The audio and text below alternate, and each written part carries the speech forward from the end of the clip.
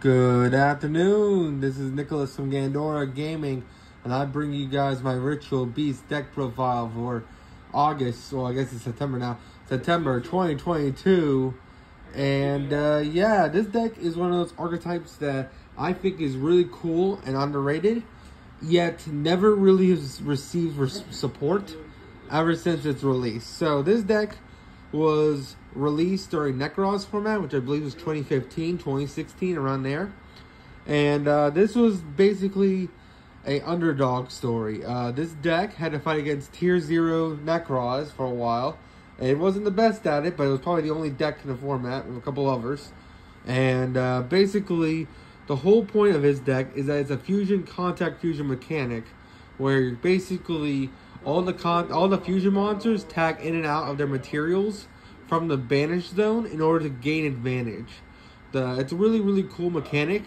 The only issue is that it was kind of complicated, and there's a lot of loops you gotta go through, and the deck doesn't have really any good support cards. So we've got a couple of cards trickled down over the years, but they've never been actual Ritual Beast cards. They've been like generic win support cards or like emergency teleport going to 3, things like that. So let's just get into this. First things first, we play, sorry Levy there, Ritual Beast Tamer. This guy is amazing, but honestly this should show you how old these cards are. When one of your best monsters is literally just the equivalent of Goblinberg. Basically what this guy does is when he's normal summoned, you get an additional normal summon of a Ritual Beast monster.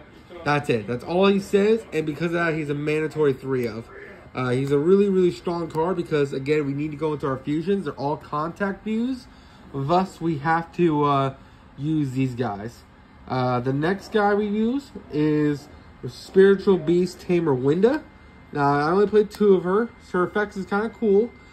Basically, when she's destroyed by card effect or battle, she special summons an extra deck, a Ritual Beast monster for the extra deck, ignoring its summon conditions, which is fine, because the Ritual Beast, all the fusions, can tag themselves out to special summon materials from the banished zone. So that's actually pretty cool, the fact that it can just kind of gain more advantage onto the field.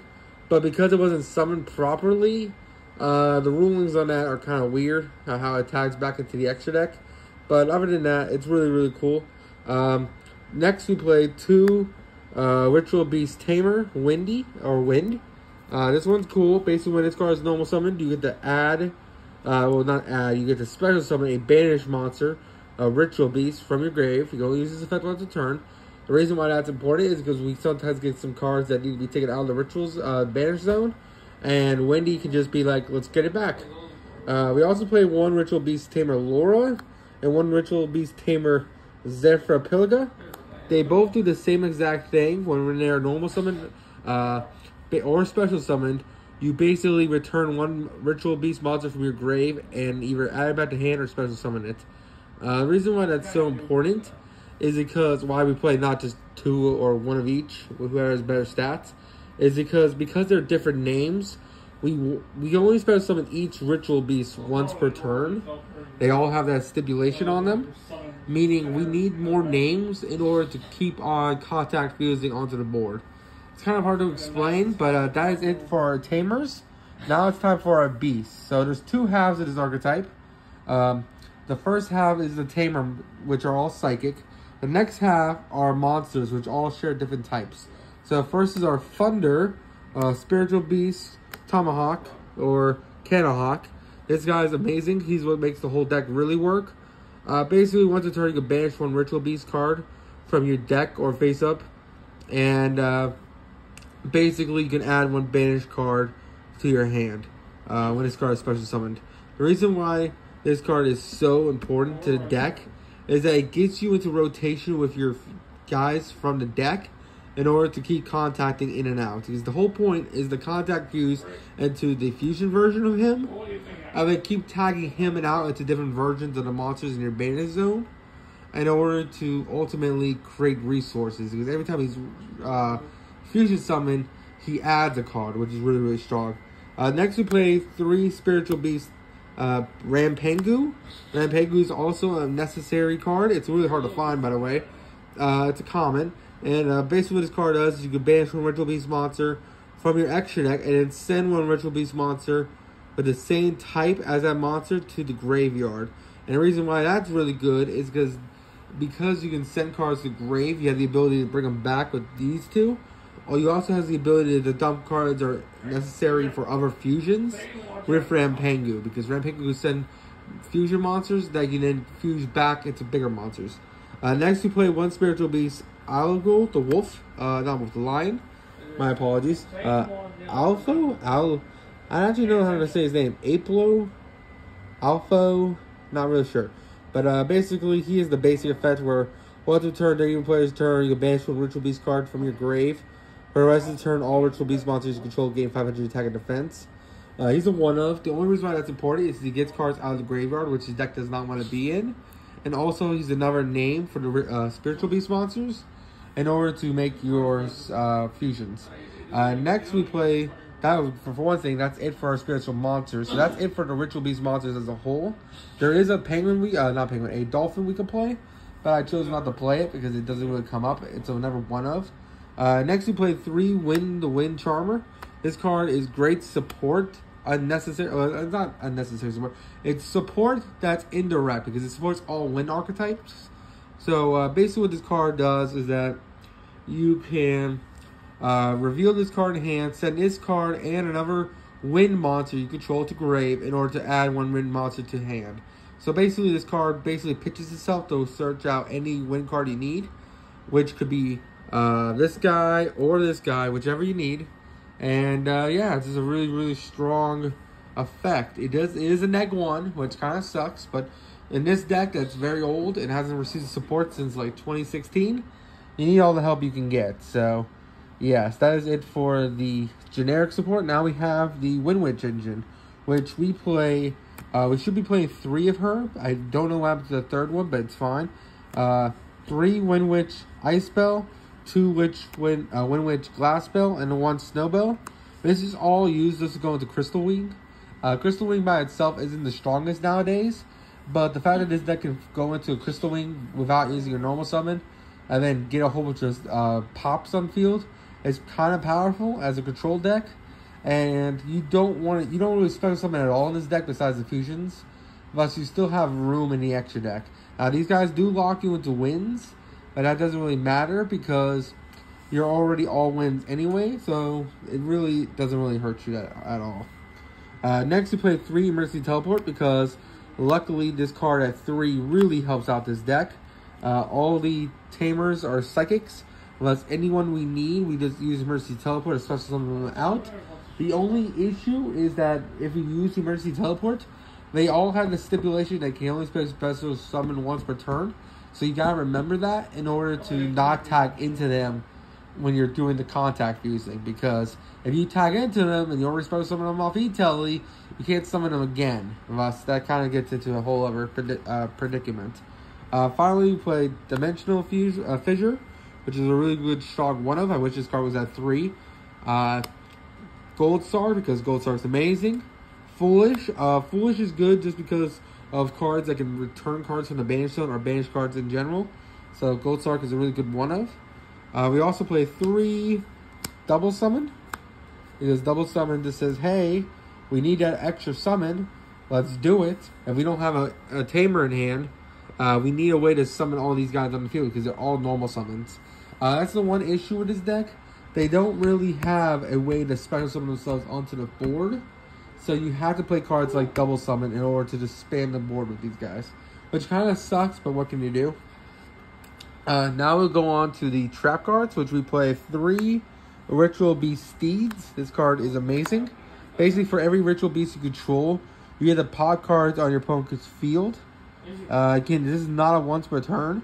The whole idea is kind of to stack all 3 of these using the loop and then blow up your opponent's field like 3 or 4 times. It's really, really strong. And yeah, it does not target. So it's really, really good removal. And just a good card in general. Next we play 2 Ambush. Ambush is another really good card. Basically, you can target 1 Ritual Beast Tamer and 1 Spiritual Beast monster in your banish zone or in grave. And you special summon them in defense position. Now, the reason why these are important is because let's say we end on a board of Tomahawk. We need more monsters on the field in order to blow up his board even more. We can use Ambush to summon out more monsters and then activate Steeds. Or we can activate Steeds, then chain Ambush to then blow up more cards. This is really, really strong. We also play 2 Lost Wind because it's just a really good Floodgate card. Well, not really a Floodgate card, but really good negation. If you want to switch that out for Imperm, you can. But for a more casual build, I think Lost Wind's fine. And finally, the 1 Macro Cosmos to round it all out. Since we live and die in the Bandit Zone, it's fine to play Macro. We're one of the only decks that can.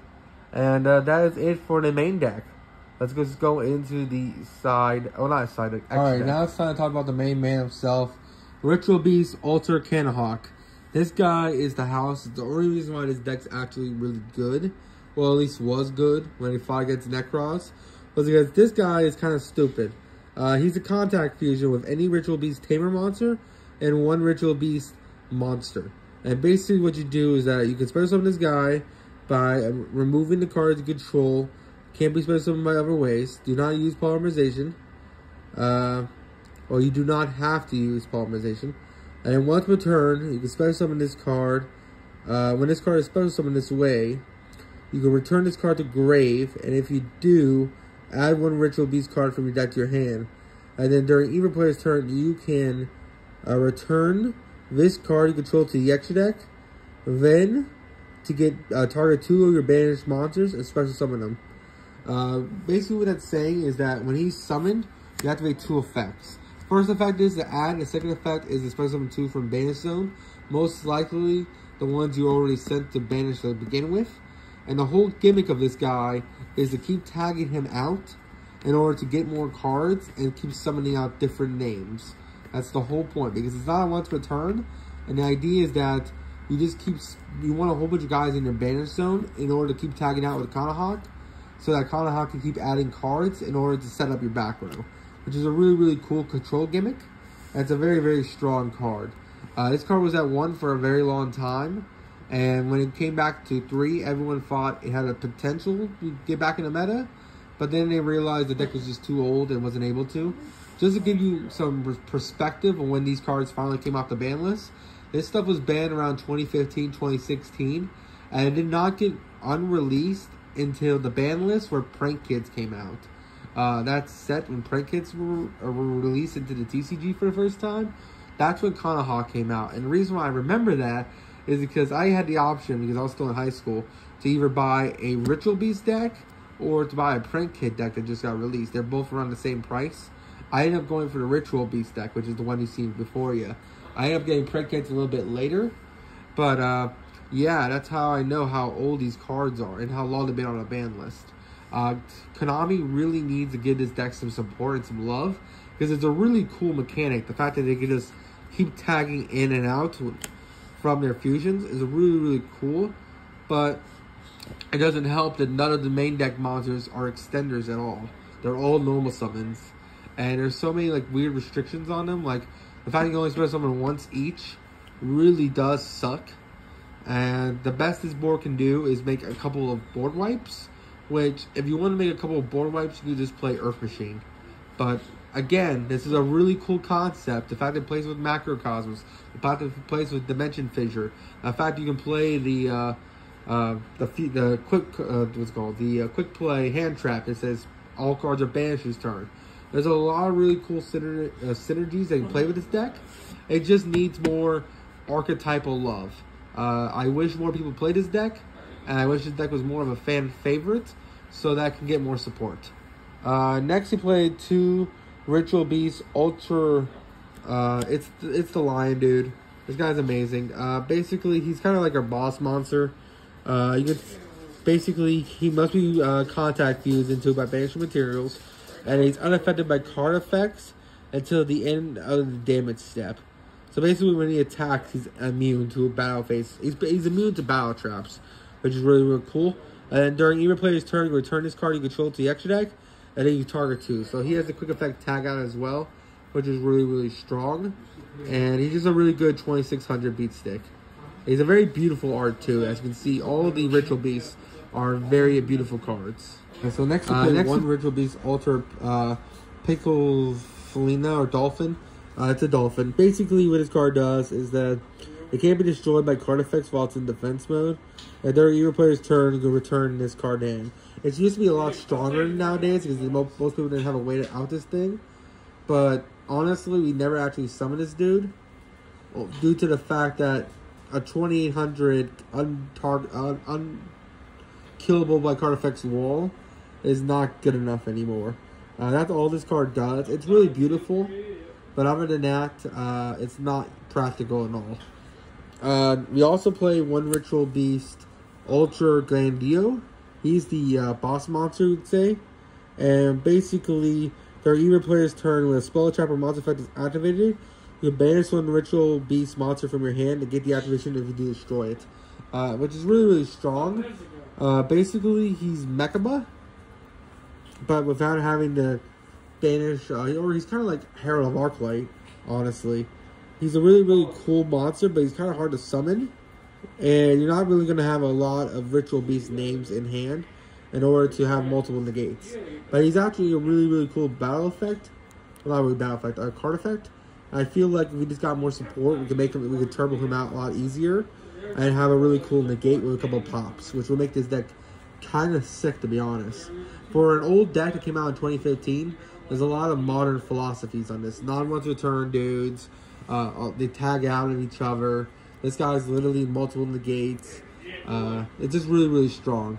Next we go into our synchros, which we don't only play the Crystal Piece engine, which is these three right here. Crystal Wing, Clear Wing, and Winter Bell. We can play the other Synchro 6 as well, but honestly these don't really come up. All that matters is that we go into Winter Bell, and Winter Bell goes into Crystal Wing. We burn our opponent with the Winter Bell. And then with the leftover materials, we can go into this guy as another negate, which is cool. Because we do end up having leftover materials from the engine. That we can't go into Crystal Beast anymore, but we can definitely still go into Clear Wing. Who's just another monster negate, which is really, really strong. And these are it for our synchros. And then finally for our links, we should be playing 3 of this guy. He's our 1 legacy support card we actually did receive back when Link Arrows was first announced. And he's really, really cool. Basically, ritual monsters this card points to gain 600 attack and defense, which is good. You can banish 1 ritual card from your graveyard. Immediately after this resolves, a normal summon 1 ritual beast monster from your hand. You can only use this effect once per turn. Quick effect, you return this card you control to the extra deck. Target 2 of your banished ritual beast monsters, special summon them. That's a really, really good effect. The only issue, I wish this thing was a Link 1. If this thing was a Link 1, it was able to then special summon out another one and then use these 2 to go into a Kanahawk, that would be insane. But the fact it's a Link 2, we're basically running into the same issue where we still need a way to summon 2 monsters on the field. This deck really runs into the issue where if you open a hand of like 4 normal summons and no way to extend onto the board, you kind of just lose, which kind of sucks. These are supposed to be more of him. Back when Link Error was a thing, we had to play Great Fly. We probably just play 3 of him now and take out the Great Flies. But basically, Great Fly is not a battle card. Basically, just gain for 2 wind monsters. All wind monsters gain 400 attack and defense. And then when this card leaves the field, you can target 1 wind monster and up a hand, which isn't bad. And then finally, we played 2 Lavinair, the Sea Dragon. It's a XYZ of 3. Basically, you detach a material. Target 1 of your banished or level 4 launch, special summon it. This kind of comes up sometimes where if you need to get into one of your important banished cards, but they're already in the banish zone. If you can get 2 materials on board, you can get to Sea Lavinair, detach, special summon, and then keep going from there. And that is it for the extra deck. I hope you all enjoy. If this deck ever got legacy support besides this guy, I honestly want more extenders, or give us a new fusion. Just something that can allow us to make the board start. I think our fusions are fine, and I think our extra deck as a whole is decent. I think all we need is just more main deck dudes that can spam onto the board, and we can then just do this a lot more easier. But until then, this deck is always going to be rogue as hell, but a really cool flash in the past to older formats. And I hope you guys enjoy. You all take care. Don't do anything stupid, and see ya.